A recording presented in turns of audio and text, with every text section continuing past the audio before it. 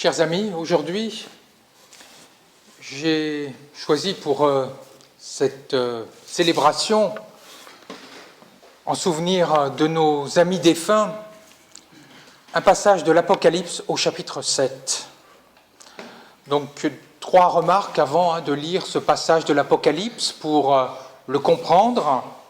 Tout d'abord, l'Apocalypse a été écrit dans une période de persécution des chrétiens par le pouvoir romain. Deuxièmement, le langage de l'Apocalypse est symbolique, et ce pour 2 raisons. D'abord, le symbole n'est compris que par les initiés, donc que par les chrétiens, et non pas par les persécuteurs romains. Donc ça permet de s'exprimer librement sans être compris par ceux qui sont hostiles aux chrétiens. D'autre part, le langage symbolique permet de comprendre des réalités invisibles. Je vous donne un exemple. Si je veux expliquer ce qu'est l'amour à un petit enfant, et je lui donne cette définition suivante. L'amour est attirance affective ou physique en raison d'une certaine affinité un être éprouve pour un autre être auquel il est uni ou auquel il cherche à s'unir par un lien généralement étroit. Ça va être compliqué de comprendre l'amour. Il vaut mieux utiliser des symboles. Par exemple, de montrer une image d'une maman qui tient son enfant dans ses bras, ou bien 2 amoureux qui s'enlacent, ou bien une image avec des cœurs roses qui s'envolent dans le ciel, ou éventuellement de lire un poème de Verlaine. Les symboles permettent à notre cœur, à notre œil intérieur, de comprendre des vérités spirituelles. 3e remarque, Jean relate une vision mystique. Ce n'est pas du tout historique, ce n'est pas ce qui va se passer, c'est une vision mystique, comme la première lecture d'Ézéchiel que nous avons eue. J'ai vu 4 anges debout aux 4 coins de la terre, maîtrisant les vents de la terre pour empêcher le vent de souffler sur la terre, sur la mer et sur tous les arbres. Puis, j'ai vu un autre ange qui montait du côté du soleil, du côté où le soleil se lève, avec le sceau qui imprime la marque du Dieu vivant. D'une voix forte, il cria aux 4 anges qui avaient le pouvoir de faire le mal sur la terre et à la mer. Ne faites pas de mal à la terre, ni à la mer, ni aux arbres, avant que nous ayons marqué du sceau le front des serviteurs de notre Dieu. Et j'entendis le nombre de ceux qui étaient marqués du sceau. Ils étaient 144 000 de toutes les tribus des fils d'Israël. Après cela, j'ai vu, et voici une foule immense que nul ne pouvait dénombrer, de toutes nations, tribus, peuples et langues.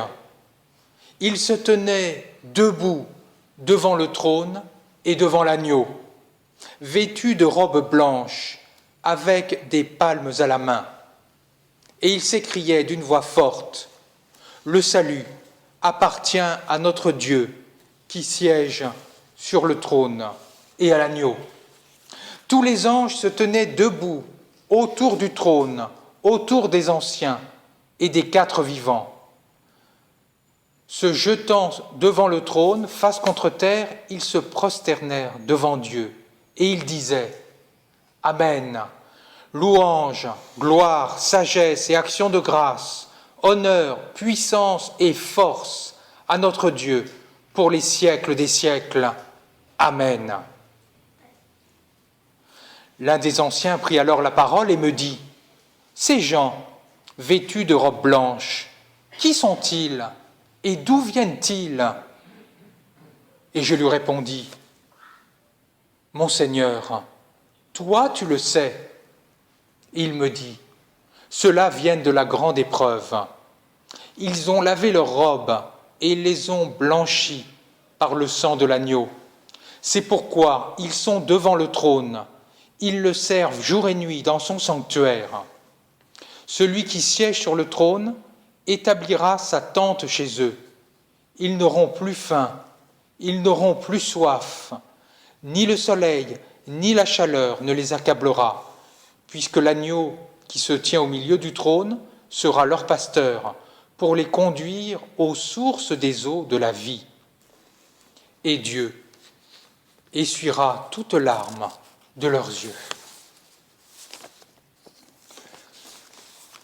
Chers amis, en ce jour de souvenir de nos frères et sœurs qui sont partis durant cette année, c'est une période très difficile d'ailleurs que le mois de novembre, parce que nous nous souvenons de nos proches partis, et puis peut-être que nous sommes confrontés à l'idée de notre propre mortalité. Ce passage que nous avons lu comme l'évangile de Jésus-Christ est une bonne nouvelle. Ce passage nous annonce, ce pourrait se résumer finalement en 2 mots, le salut d'une part et le bonheur d'autre part. Le salut. Le passage de l'Apocalypse commence mal.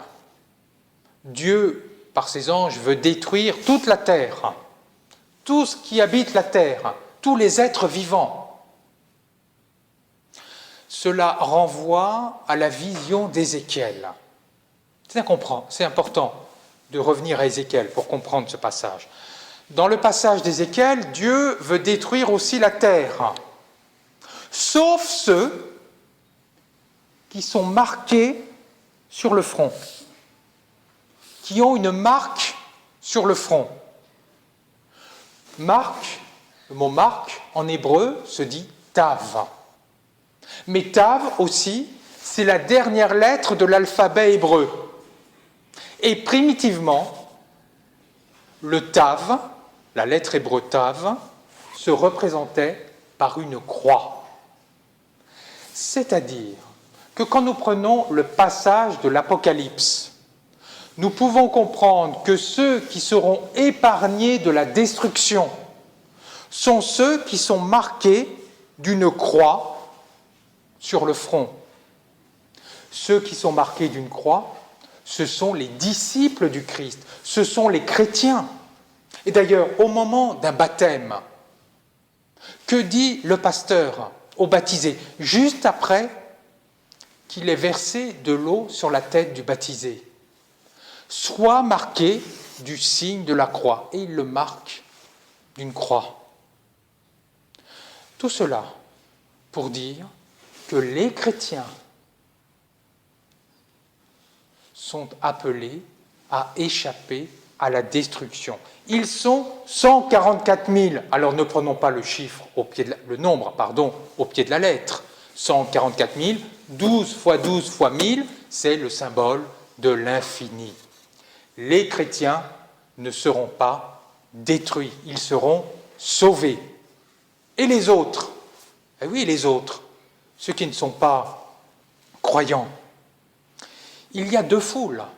Il y a la foule des 144 000, et juste après, il y a une deuxième foule innombrable de toutes nations, peuples, tribus et langues. 4 mots pour désigner la même réalité. 4 chiffres symboliques qui renvoient à la totalité du monde. On pensait que la Terre était plate, donc le nord, l'est, l'ouest et l'est. La totalité de l'humanité est appelée à être sauvée, à échapper à la destruction. Et finalement, les croyants, j'allais dire quelle que soit leur spiritualité, cette première foule constitue l'avant-garde de toute l'humanité qui est appelée à être sauvée. Les sauvés, ils ont 2 caractéristiques. Tout d'abord, ils ont subi la grande épreuve. La grande épreuve, à l'époque, c'est le martyre qu'ont subi les chrétiens à cause de l'empereur Domitien ou Néron. Ils ont été capables de traverser cette épreuve tout en gardant leur foi. fort heureusement, aujourd'hui, du moins en Occident, nous ne sommes pas persécutés à cause de notre foi. Et pourtant, nous sommes appelés à subir une grande épreuve. Qu'est-ce que c'est que cette grande épreuve? C'est la mort, non pas de notre corps, non pas de notre esprit, mais la mort du vieil homme, la mort de notre ego. C'est-à-dire, nous sommes invités à faire mourir en nous tout ce qui est égoïsme, tout ce qui, finalement, est force de mort en nous. C'est la première chose, cette grande épreuve. Deuxièmement, deuxième caractéristique, les hommes ont lavé leur robe dans le sang de l'agneau. C'est assez incompréhensible. Leur robe, c'est leur personnalité, dans le sang de l'agneau. Sang de l'agneau, tout de suite, vous connaissez bien votre Bible, ça vous renvoie à la 10e plaie d'Égypte. La 10e plaie d'Égypte, Dieu veut tuer tous les premiers-nés d'Égypte, sauf ceux qui sont dans une maison, qui sont marqués par le sang d'un agneau, donc les enfants juifs. Le sang, c'est le symbole de la vie. Cette deuxième caractéristique veut donc dire la chose suivante.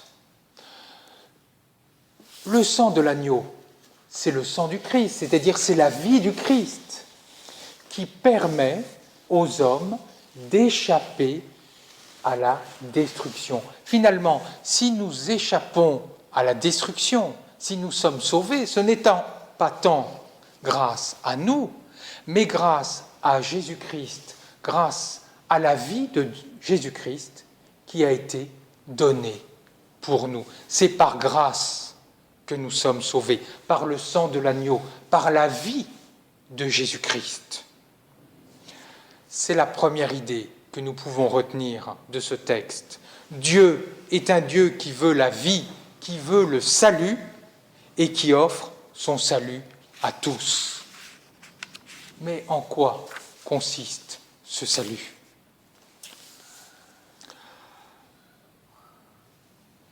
Ceux qui sont sauvés sont dans une posture debout. Et ils ont des palmes à la main, une palme à la main. Debout, c'est le mot qui veut dire ressuscité. Ils sont en vie. D'autre part, ils ont une palme à la main, c'est-à-dire ils sont vainqueurs. Ils sont vainqueurs de quoi? De la mort. Ils n'ont plus faim, ils n'ont plus soif, ils ne sont plus accablés par le chaleur. Ils ne connaissent plus la souffrance. Ils sont en vie, dans une vie sans souffrance. Et d'autre part, ils sont vêtus de blanc. Le blanc est le symbole de la résurrection, mais aussi de la joie, de la lumière. C'est donc une vie sans souffrance et une vie de joie à laquelle les hommes sont appelés. Mais ce n'est pas tout. Si ce n'était que cela, finalement, la vie après la mort ne serait qu'une prolongation en mieux de ce que nous vivons sur Terre. L'auteur rajoute, Jean rajoute, ils sont conduits par l'agneau, c'est-à-dire conduits par le Christ, et d'autre part, ils sont abrités dans la tente de Dieu, dans le sanctuaire de Dieu. Vous le savez, le peuple hébreu, quand il était en exode, oui, quand ils ont vécu 40 ans dans le désert pour aller vers Israël, ils habitaient dans des tentes, et il y avait une tente qui était réservée à Dieu, où Dieu pouvait habiter.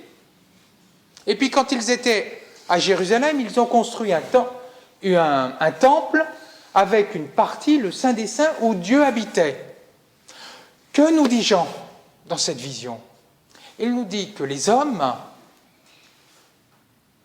une fois qu'ils seront morts, seront dans la tente de Dieu, dans le sanctuaire de Dieu, c'est-à-dire qu'ils seront en présence de Dieu. C'est cela. Ils seront en présence de Dieu, jour et nuit. La vie éternelle, c'est une vie avec Dieu. C'est une vie de communion avec Dieu. Et d'ailleurs, les anges, que font-ils? Ce que feront les élus aussi. Ils chantent sans fin, louange, gloire, honneur, puissance, etc., etc., à notre Dieu. Ils chantent la louange de Dieu et ils emploient 7 adjectifs. Vous regarderez, louange, gloire, puissance, honneur, etc. 7 adjectifs pour dire que leur louange est parfaite, leur prière est parfaite. Être en communion avec Dieu, c'est aussi exprimer sa louange à Dieu par la prière, sa reconnaissance avec Dieu. Dès ici-bas, chères sœurs et frères, quand, par certains moments, nous nous sentons véritablement en communion avec Dieu, que ce soit dans la nature, que ce soit parce que nous vivons un moment vraiment de communion fraternelle ou un moment de prière très fort, nous vivons un instant d'éternité. Nous vivons un avant-goût de ce que sera notre vie ultimement et éternellement avec Dieu. Au-delà de la mort physique, c'est la deuxième idée, au-delà de la mort physique, c'est la vie, c'est la joie en présence de Dieu. Pour conclure, je rappellerai les 2 idées essentielles de ce texte.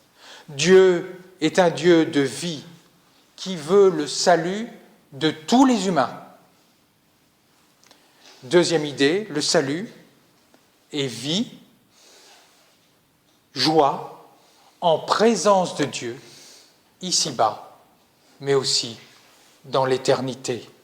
Chères sœurs et frères, dans nos périodes de deuil, quand nous nous sentons troublés, puisse l'Évangile de la résurrection nous remettre debout. Amen.